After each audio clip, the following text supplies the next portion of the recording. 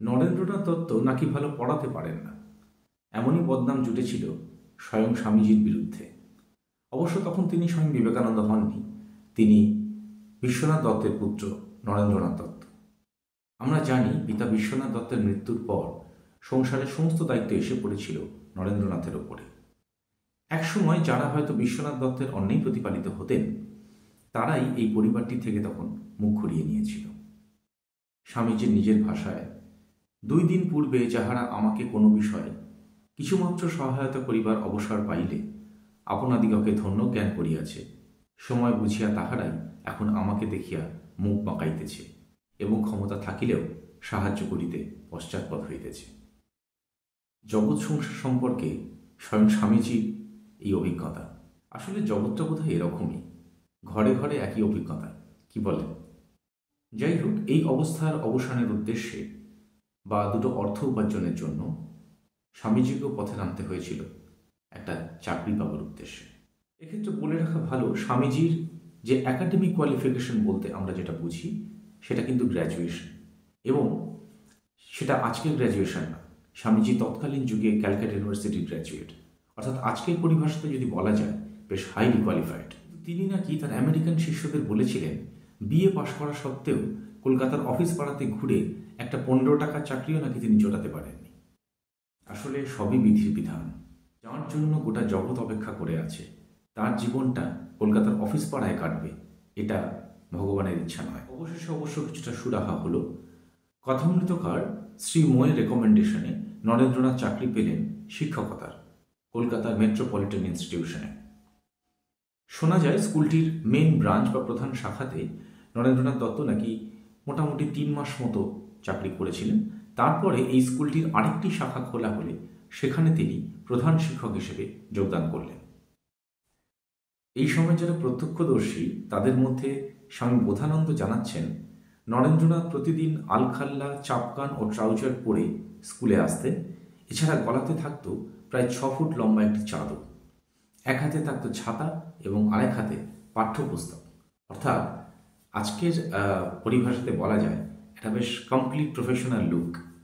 কিন্তু সমগ্র জগৎকে শিক্ষা দেওয়ার জন্য যিনি এসেছেন, তার শিক্ষা শুধুমাত্র একটা স্কুলের চৌহদ্দির মধ্যে সীমাবদ্ধ থাকবে, এটা কি করে সম্ভব?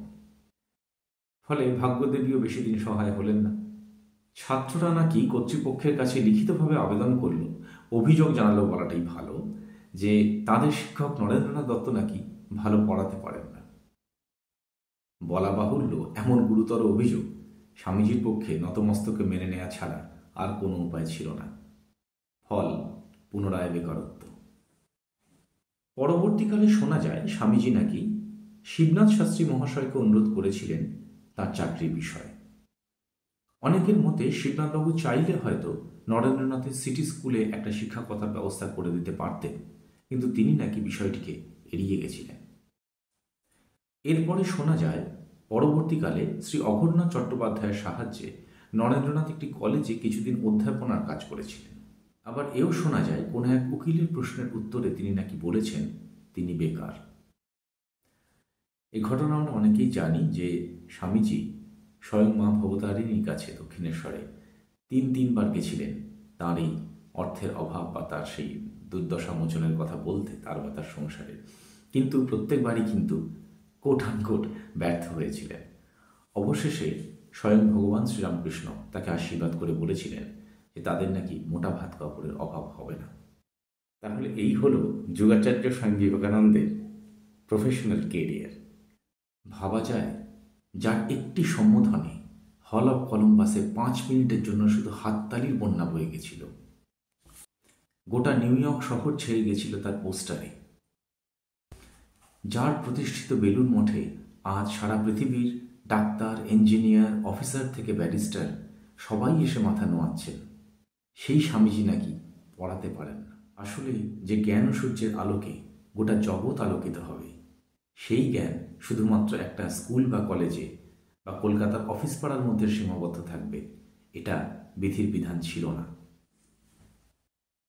আজ 12ই জানুয়ারি তার পূর্ণ আবির্ভাব দিবস। আজ তার প্রণাম মন্ত্র সহকারে তাকে শ্রদ্ধাঞ্জলি জানিয়ে আজকে পর্ব শেষ করলাম। ওম নমঃ শ্রী श्रीजतिराजाय विवेकानन्दसूरये सच्चित्सुखस्वरूपाय स्वामिने तापहारिणे। স্বামীজি আমাদের সবাইকে আশীর্বাদ করুন এই কামনা করে আজকের পর্ব শেষ করি। সবাই ভালো থাকবেন। পরের পর্বে আবার দেখা হবে। নমস্কার।